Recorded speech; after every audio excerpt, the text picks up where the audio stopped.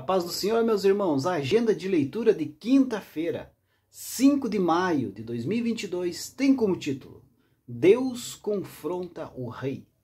O texto bíblico encontra no livro de 2 Samuel, capítulo 12, versículo 7, que diz assim: Então disse Natã a Davi: Tu és este homem, assim diz o Senhor, Deus de Israel.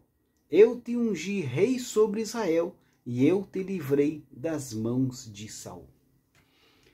Queridos, nas palavras do Senhor, por intermédio aí do profeta Natã, as ações pecaminosas de Davi e as suas escolhas erradas teriam consequências que afetariam tanto ele como a Batseba e toda a sua família, por um longo período da vida deles. Situações surgiriam como resultado do pecado deles, mas também como manifestação do juízo de Deus por causa das suas transgressões. Davi demonstrou-se ali arrependimento, pelo que fez, e foi perdoado. Mas ainda assim teve de enfrentar as consequências das suas escolhas. Primeiro foi a morte do filho que Batseba estava gerando. O Senhor feriu a criança que a mulher de Urias dera à luz a Davi, e a criança adoeceu gravemente. E ao 7º dia morreu a criança. 2 Samuel capítulo 12, versículo 15 e 18. Depois surgiram outras consequências. O Senhor, por intermédio do profeta Natã, profetizou que a espada jamais se afastaria da casa de Davi. Assim como Urias foi morto de forma violenta, assim também a violência não se apartaria da casa de Davi.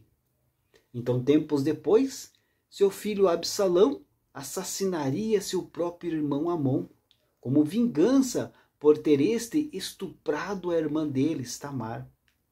Isso faz com que Joabe matasse aí Absalão. Mas estas não foram as únicas tragédias e consequências, as únicas e trágicas consequências da vida de Davi. Conforme as palavras do Senhor, da própria casa de Davi seria levantado alguém que tomaria suas mulheres e se deitaria com elas à vista de todos. Aquilo que o rei havia feito às escondidas, agora seria realizado às claras. Isso começou a se cumprir quando Absalão pôs fim à sua fuga, depois de matar o seu irmão Amon, retornando para sua casa. Ele se revoltou contra o seu pai Davi, que teve então de fugir por causa da sua conspiração, incitando o povo contra o rei. Então, Absalão deitou-se com as concubinas de Davi.